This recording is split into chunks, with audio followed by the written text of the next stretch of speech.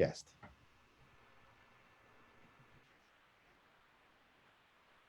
Thank you, Dr. Joe. Well, I am very excited and honored to introduce our special guest for today, who is also very dear to my heart. We are interviewing Mrs. Chaslyn Ludwig. She is from my home state, Chuk, and from our beautiful island, Losap and Kuti. Chaslyn is married to John Ludwig, who is from Pohnpei State, islands of Nukuoro, and they have 5 beautiful children.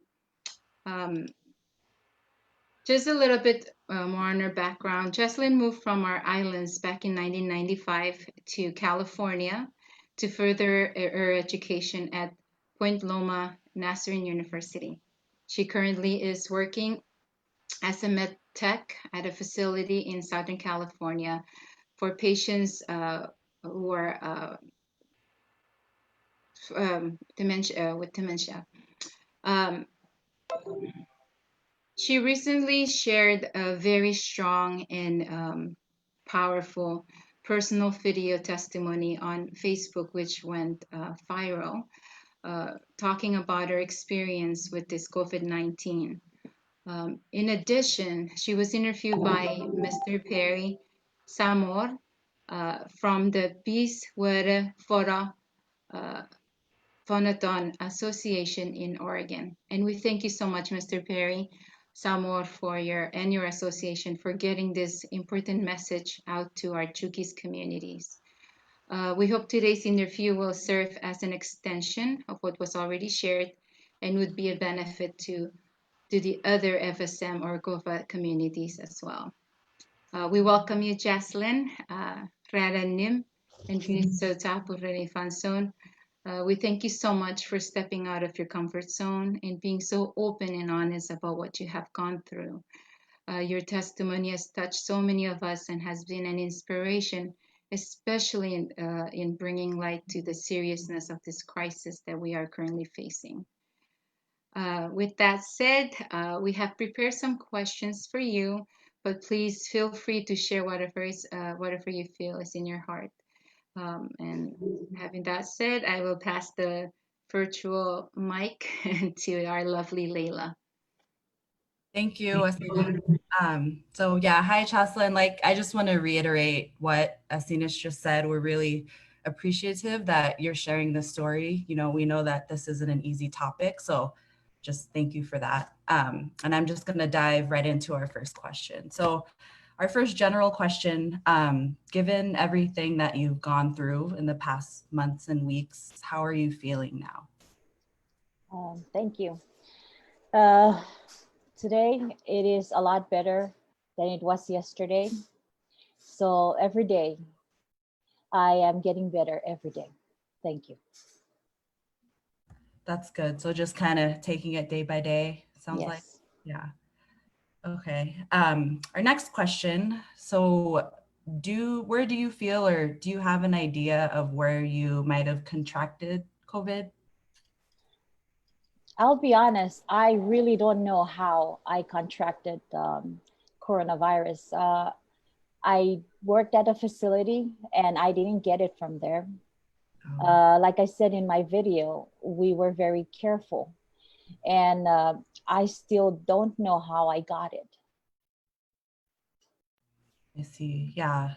Yeah, that's tricky. I feel like with everyone, you know, everyone's being careful, but you really, I guess you can never be too careful. So that. Yes, I would go to the store with mask on and even gloves.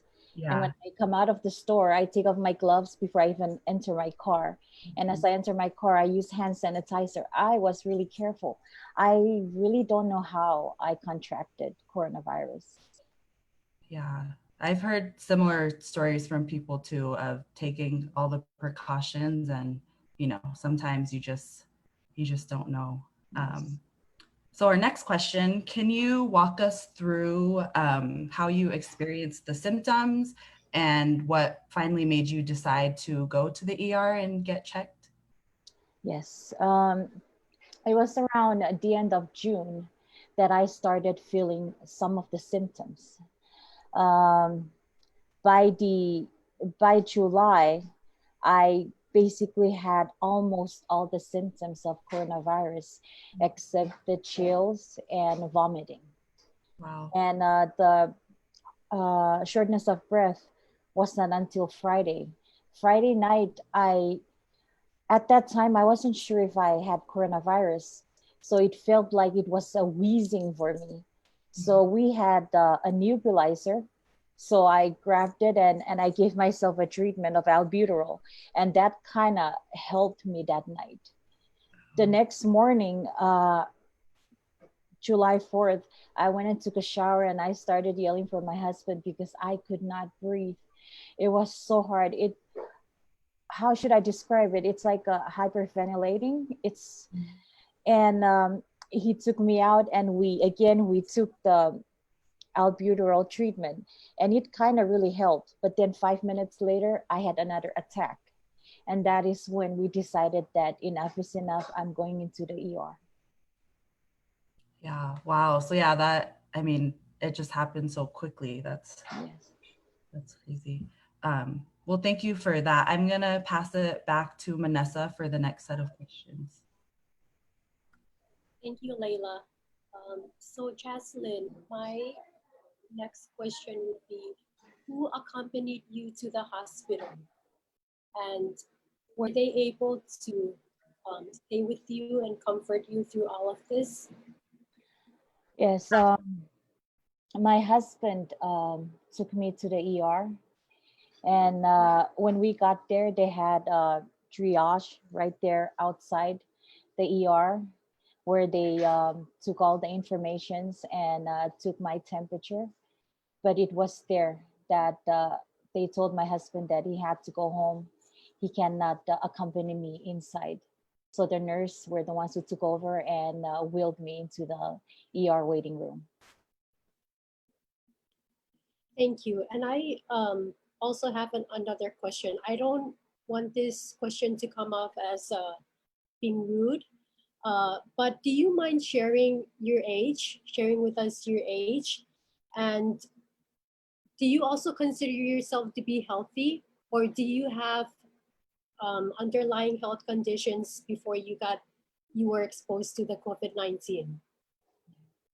Well, I am Chuquis. I don't mind sharing my age. So I am 43 years old. And no, I didn't have any underlying conditions or disease before I was tested positive for this coronavirus. Thank you. The reason why I'm asking is because we've seen it from so many reports that, a lot of people with underlying health conditions are also at risk. Yes, that's what I heard too. So my question, sorry, thank you. My next question would be, can you kind of describe your whole experience at the ER? Yes. My experience at the ER was horrible. When the nurse wheeled me into the waiting room, I was there for about 3 hours. And try and imagine you having these symptoms for coronavirus and sitting there waiting. I was very dehydrated and my oxygen level was 0. There was a point that I called the nurse and I told him, because I didn't even have any cell phone on me or nothing. I told him, I said, please call my husband and tell him to come get me. I'm going home. I was so tired. I just want to lay down and sleep. But before I had any communications with my husband, a nurse came out and told me that there was a room ready for me. And when I went inside that room, I didn't get to see a doctor right away either. I was in that room. I was not allowed to step out of that room. I was not even allowed to use the bathroom outside. I have to use that if I were to inside the room. And it was very uncomfortable. laying on the gurney, a cold room, and the doctor did finally came. I'm not sure when because I was so sick, but I was in that room for 8 hours before they finally took me to my room.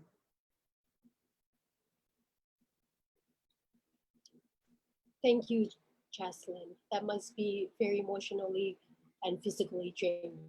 Yes. So for now, I would like to pass on the virtual mic to Josie. Yeah. Thank you, Jaslyn, for being brave to share your story with us. I mean, so far I'm just like really blown away. That experience at the ER, and for the 3 hours you waited, the 8 hours in total.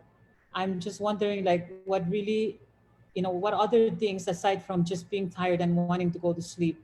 What are other things that go through your mind? And like regarding yourself, your family, how did like when your husband found out that you were positive and now you're confirmed that you're positive, what are other things that goes on in your mind or Yes. went on in your mind? Sorry. Yes. When they took the test and later on came and told me I was positive, um, I was very sick. So try and imagine that. I was just laying there trying to find a comfortable place. My feet are hanging off the gurney and I'm sticking my hand underneath my thighs so they don't fall off the side of the gurney. It was very uncomfortable. And on top of that, I was very cold. And when he told me that I am positive for COVID-19, I had mixed emotions. At first, I was relieved. I was relieved to know what was making me sick. But as I was laying there, it dawned on me and it sinked in. I was like, I have COVID-19 coronavirus, a virus that there is no cure yet. I haven't properly said goodbye to my family. I walked out of the house that morning, and I just told my kids I'll be back, and I walked out. I didn't want them to come closer to me. My parents, my sisters, my family members didn't even know I was sick.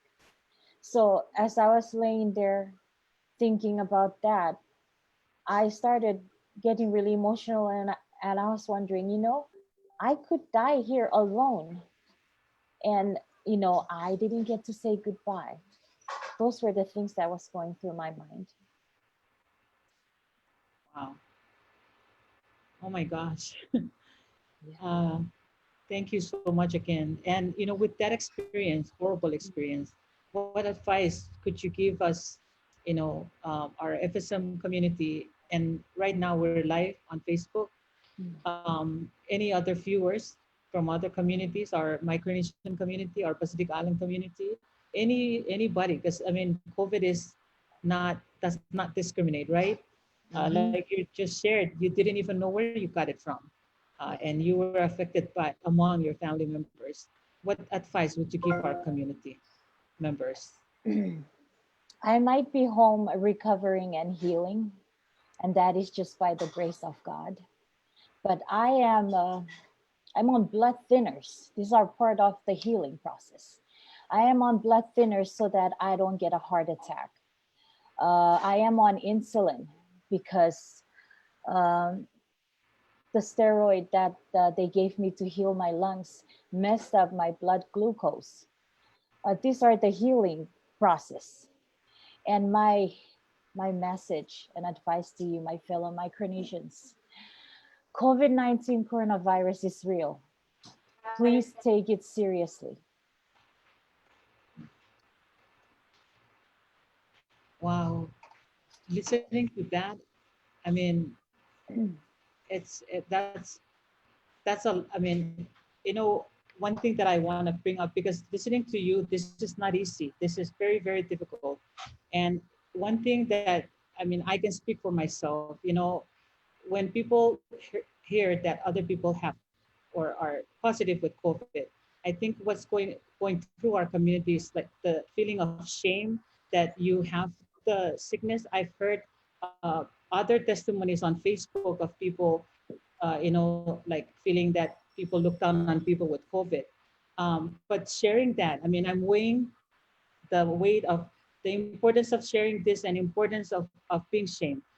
Um, what would you, tell our community about shame? Yes, like you said, coronavirus does not discriminate.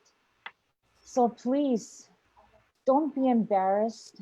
Don't don't think that because maybe you're dirty, your house is dirty, that's why you got it. That is not the reason why people get coronavirus. You know, if you have it, please reach out. If you need help, this task force, even you guys can help with resources. You can reach out to your communities, your families. If you need groceries and you're in quarantine, reach out. Please don't be embarrassed and really take this seriously. Coronavirus is a serious matter. Thank you very much. Thank you. I'm now going to pass on the virtual mic to my brother Joe, Dr. Joseph Pangilinan.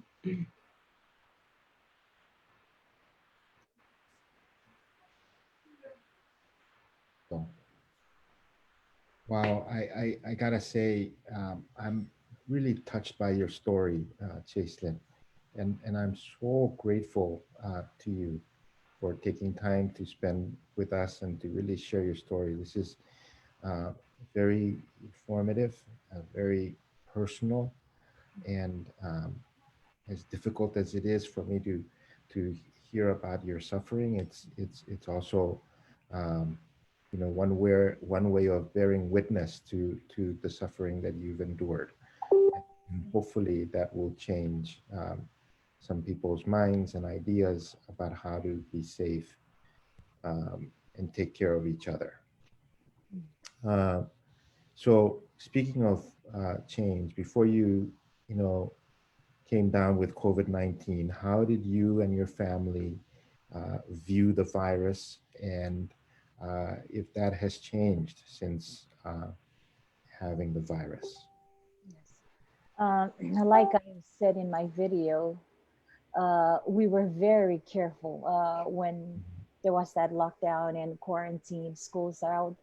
Our kids were at home majority of the time. They stayed home those months, and um, John and I were very, like I said, we're very careful in everything. So we were aware of how dangerous the coronavirus was, and now. Uh, right now, when we when I contracted this coronavirus and I was in the hospital, my family have to go get tested, and even that process alone is very hard. It was harder for some of my family members to get tested, my husband and one of my kids. But when they got tested, our oldest daughter tested positive. I'm sorry. Also, part of this coronavirus is brain fogginess. So I tend Mhm. to bear Take with your me. time. Take your Yes. time. Yeah. Um, with her being positive, she's now in isolation. We haven't really hugged or anything for since last month, and it really turned our household upside down. Mhm. Um, so to be we were aware and took it seriously, but what I would say change is our spiritual walk as a family. We It affected us more with our spiritual walk. We learn as a family to fall on our knees and pray, and that is the one thing that changed, I think, with our family. Is we are still aware and we take it seriously, but spiritually we are more stronger as a Mm. family. So it has really brought you much closer and in touch with your relationship with God, Yes, and yes, you do it as a family, as a family. as a Yes. family. Oh, yeah. And your daughter, so she's in isolation right now, you said?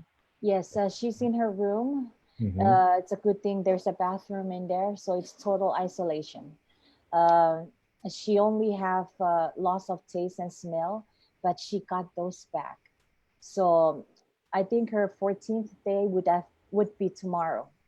So we're not sure how to do it, if we need to contact her doctor and ask if it's okay for her to come out, or so we're still talking about that on how to do it. Yeah. And how old is your daughter? She's 18. She's 18. Yes. Wow. Because, there's been all these reports about how, for those of us that have a lot of gray in our beard and stuff, that we're more, at risk. But as you could see from what you're sharing there, that it has also impacted even the young folks, right? Yes, yes. All of our children were tested that they were negative. It's just her. And I Just mean, I'm even surprised my husband was not positive. He was with me from day one, from day and one. he's negative. I mean, test came negative. Yeah. So I'm going to change a little bit if it's okay with you, and just Yes. maybe talk a little bit about work, because I Yes. know that as people come down with COVID, and then they have to also communicate that with work. And I'm wondering, in your experience, how you handled that. Yes.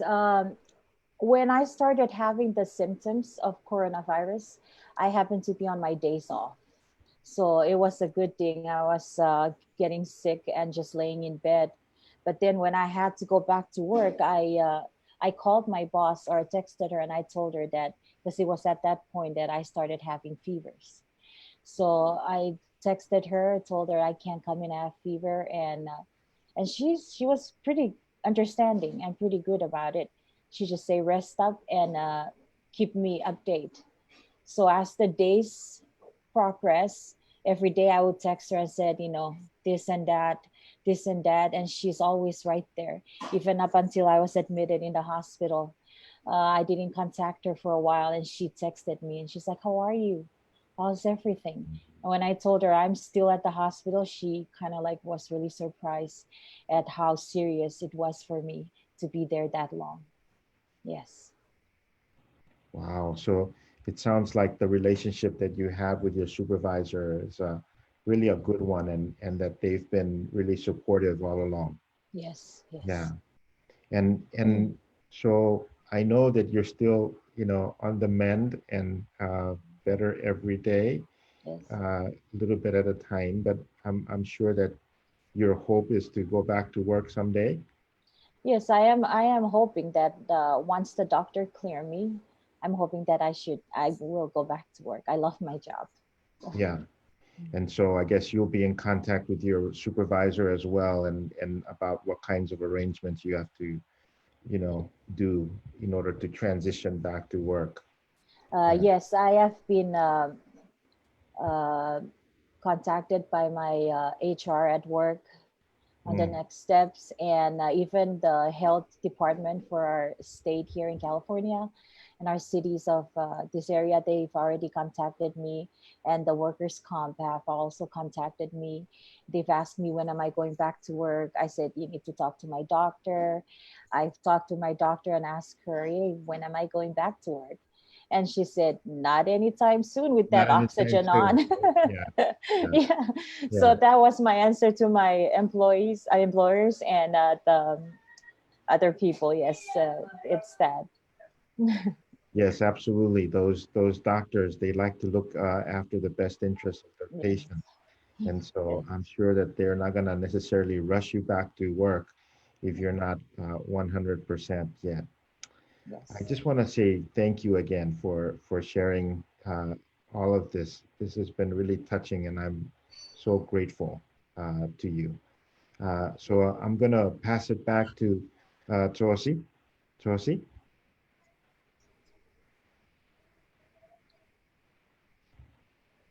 I think you're on mute. Hi, Jaslyn. It's been very inspiring listening to you, and I know you answer a lot of questions that we have asked you. But I'm gonna ask you one last time if there's anything that we have missed to ask you, but you really feel that it's important for you to share with our viewers and our community. If you could please share that with us. Yes. I want to thank you for letting me share my story. And ever since my video went viral, I got bombarded with so many messages from different people from the FSM Micronesian community. Um, there are so many advice, so many words of encouragements, and out all of them, they seem to come up with one thing, and that's a home remedy that a lot of our communities are using. And even I have family members, Asinach and I, we have family members that are going through the symptoms of coronavirus right now. And they are using this homemade remedy that they are testifying that it is working for them. I wish I had known so I could have maybe documented if I was sick and using it to see if it really works. It can help our community. Um, it's just basically boiling water, ginger, garlic, and lemon or lime, and just cover that sheet over you and let that steam, go through you and just sit there. That is the one thing that it seems like everybody is encouraging me and telling me, advising me to do. And I want to say thank you to all the encouraging words. Please take this seriously. Coronavirus is real. Follow the regulations and guidelines given by your state's health officials.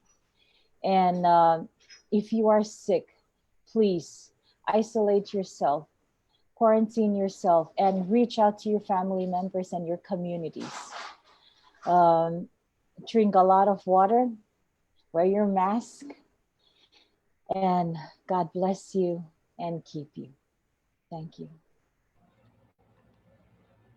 Thank you so much. Thank you, thank you, thank you. It's been an honor to have you. Thank you. So I guess this is the end of our talk stories, right, everyone?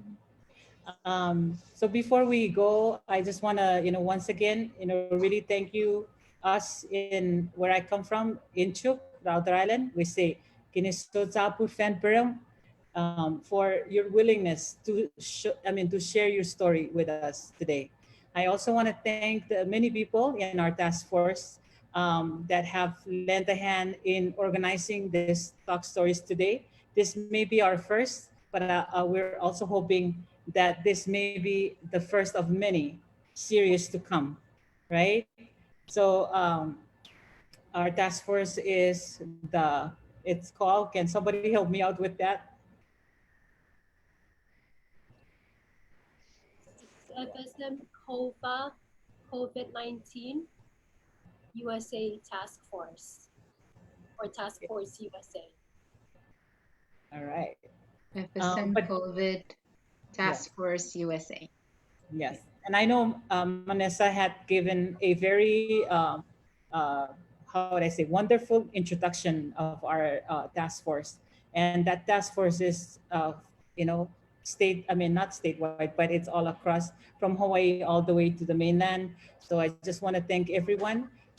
Cal and Simeon are, they've been very, very instrumental in getting this thing happen. All of us who our faces are on here don't have the tech skills that these two fellow have, and they really make this possible for all of us today. So I want to lastly and most importantly, I want to thank our viewers, and please share this story with our community members. This is really important, as we all know that Pacific Islanders have the highest number of COVID. So this is so important for us to share with our community. And I will give the virtual mic to anyone in my group that want to say their last word.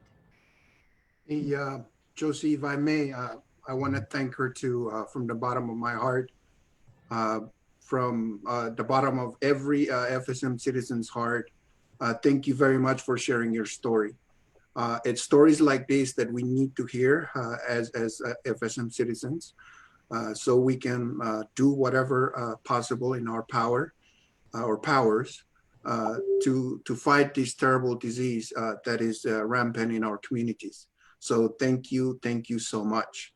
And to our viewers, I really want to thank you everyone for joining us here.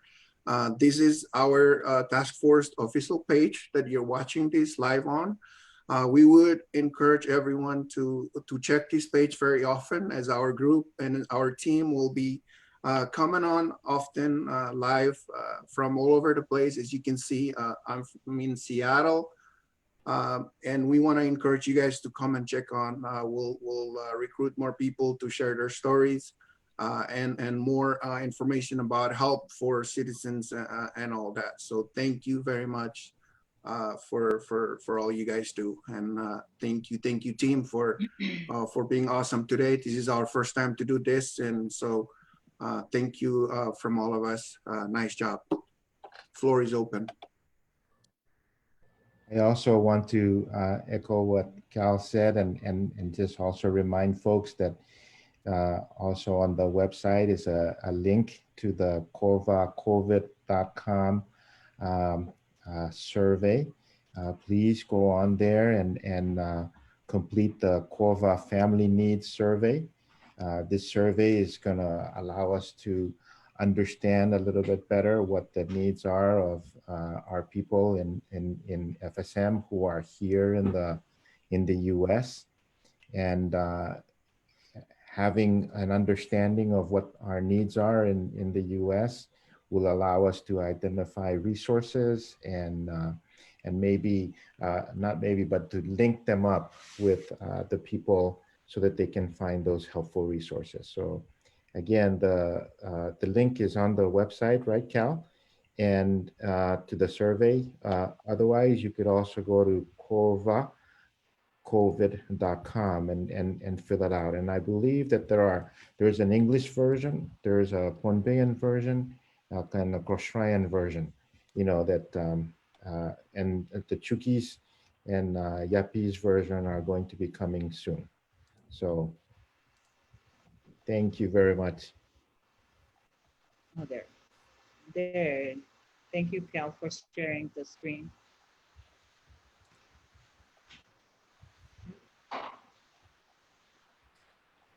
Okay.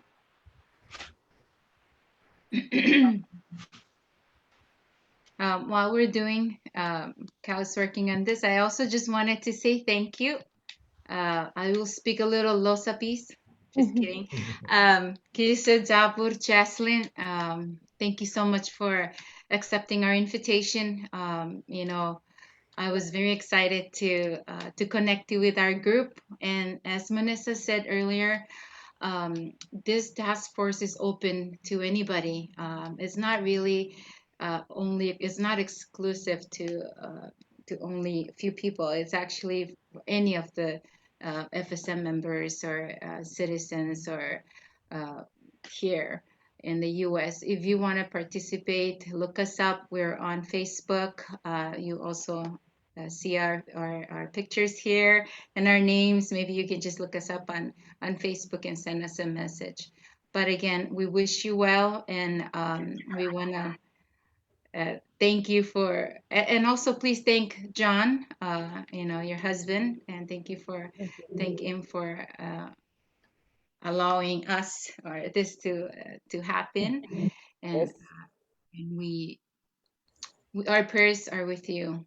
My prayers Thank are you. with you, and also you. with our niece, my niece. I hope she gets better real soon. Thank you. Thank you.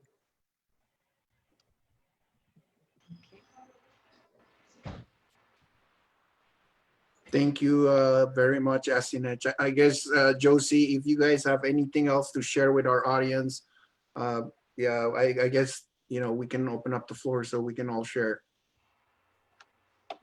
I can just, for me here in Hawaii, you know, I work at We Are Oceania, and I just wanted to share, if anyone who's living in Hawaii and watching this right now, if you need any help on any resources, unemployment, health insurance, on employment, housing, all of that, you can either call us or visit our website and our Facebook. We're also on Facebook.